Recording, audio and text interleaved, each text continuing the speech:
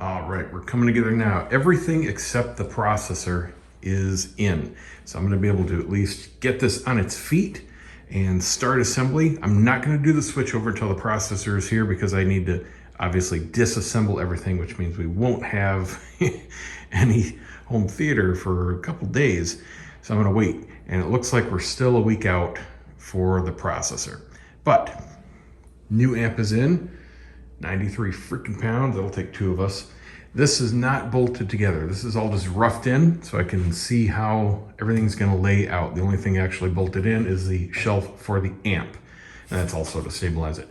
But I'm gonna put the casters on, flip it down, take everything out, put the amp in before any other shelves go in because manhandling that into this spot is tricky, and it'll be handy not having any shelves above it.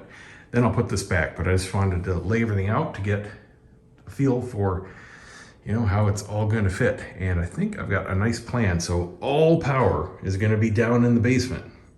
Battery backup. I have two power distribution strips here, and they're just strips, they're not power conditioners or anything. I am not 100% sold on power conditioners, at least with my system. I don't think I would hear the difference. And our power isn't terrible. We just have occasional outages because of lightning. Now I've got two circuits into the home theater. So that's why I've got two separate strips here. All the circuits won't be used, or all the outlets, won't be used, but I'll have plenty. The battery backup is gonna feed everything except the subs and amp. The processor and all the little stuff and the TV are all on battery backups. So I'll have both of these going direct to the wall, one per circuit, and then the battery backup will feed the little stuff off of one of them. What I do is kind of split everything equally between the circuits, so one sub on each, and then I'll put the amp on one and all the little stuff and the TV on the other. So that kind of balances out the power load, and I have no issues here since splitting it off of my original one with any kind of lights flickering or anything like that. So got new casters in. The best solution I found, instead of doing separate leveling legs or anything like that, was just use better casters. So I found the identical size with locking, all four of them, and it's a double lock. So you just push that lever down with your foot and it locks both the rotation and the roll. So that's perfect. Just got four of those. All you need to do is lock one or two just in the front and you're all set. So I took the originals back off, and same thing, I'll save them for a future project because they're nice heavy duty casters, double ball bearing, rubber wheels, good for pretty much anything. You could put these on a heavy duty stool or work table or whatever. I got plenty of stuff I can use those for.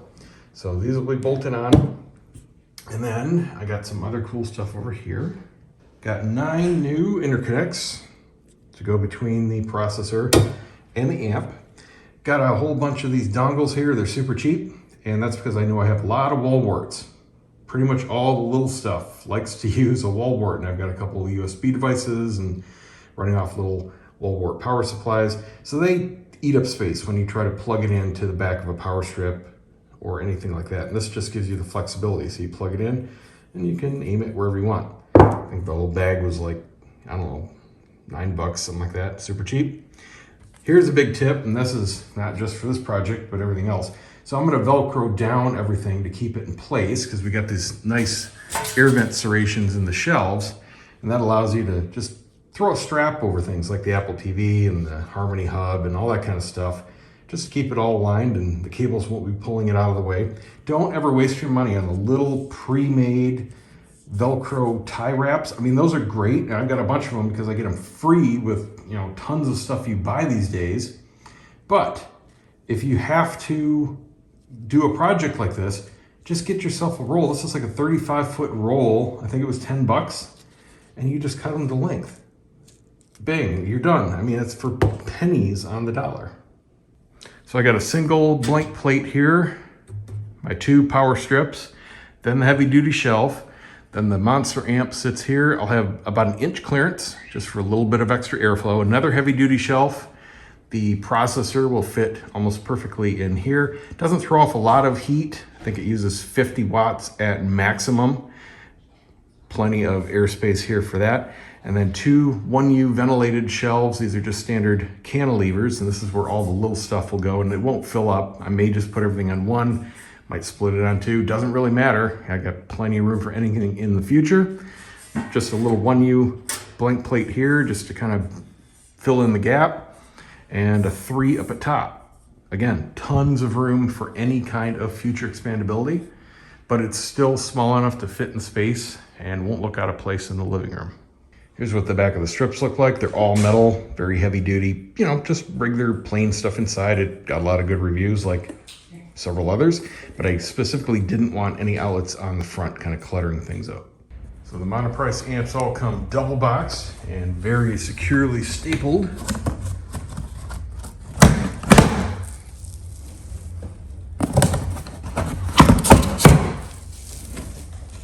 I believe the packaging alone was about 10 pounds. Fun fact, I was a kid working in the Kmart distribution center, this huge 1,000,000 square foot warehouse, unloading boxes out of the semi and putting them onto the conveyor. I reached up, I was unloading a trailer full of mops, real long boxes, and I was just sliding them off, throwing them on the conveyor. One of the staples was up like this. And I grabbed it to grab the back of the box, and it went through my finger, and I instinctively pulled back, ripped it out of the box, and right out stuck through half my finger. That was fun. Had the night off after I got back from the ER. We've got our instructions, really self-explanatory, and then the monster all in closed cell foam and your power cord. Note, this is also the first time I'm keeping my boxes, both for the processor and this amp, because I am so skeptical about this upgrade, and unfortunately you have to buy it to try it. That's all there is to it. So if it doesn't blow me away, I can at least return it and go back to what I have now, which I am happy with. Just looking for more, that's all. But not throwing these boxes away like literally every other time I've bought something, because I knew I would love it. Don't know it yet. Just to be clear, I know I love the monolith amps. I have the 3-channel now. I just don't need the 9-channel if I don't do this upgrade. And just for those curious, it does come with a trigger cable. I wasn't sure when I bought the first one, and I ended up buying an extra trigger cable for nothing. Oops. There she is. That looks majestic. Just about done. Obviously, won't have everything transferred until next week or so after the processor gets here, but I've got everything laid out and I think it's gonna work beautifully.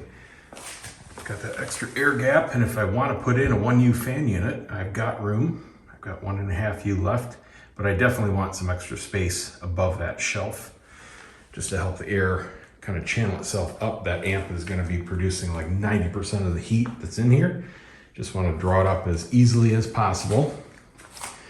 And got this cable management rail in just as a placeholder. It's probably going to move, but I know it's going to be somewhere around where all the little stuff cables are coming, and I've got plenty of space on the side. Now the processor only comes to like half this rack, so wires can come out here, down the side. Looks like I'll probably run power along the right side and signal and outputs down to the left. Plenty of room in the basement for my battery backup. And the only thing I had to do, I know there are a lot of people commenting that, oh, you gotta put sound deadening on your panels, use Dynamit and no res and all that kind of good stuff. These panels are not resonating, guys. All I had to do was isolate the metal to metal contact, the panel from hitting the frame. That's it. Panels on themselves are dead silent. And it's not like this is a speaker box. It's in the room. That's it. All I need to do is stop any easy vibrations. On the back panel, all I had to do was apply felt here, in between the screws, top and bottom, and then 2 on the sides. And these weren't even technically necessary because there's a bit of an air gap to the sides, but that's all it took. And it's dead silent knocking. And of course the sides are too, and the front. Okay, so let's put the panels on and see what it's actually gonna look like. Oh, and the locking casters, rock solid. This thing may as well be setting solid on the floor. Even plopping down that amp, it didn't move a millimeter. Really good stuff. I almost forgot to show you 2 other spots that you want to hit with felt. One is the underside of this door here. Just has a little bit of flex right in the middle, and I just went around it just to make sure that it all stays nice and soft and sealed. The other, which was actually louder, and it took me a while to figure it out because I thought it was this making the noise, but it's this top plate here against the rail piece in here. There's a little bit of flex here, and all I did was just shove a piece of felt in here. It's not even stuck on, it's just in there. And that's all you have to do.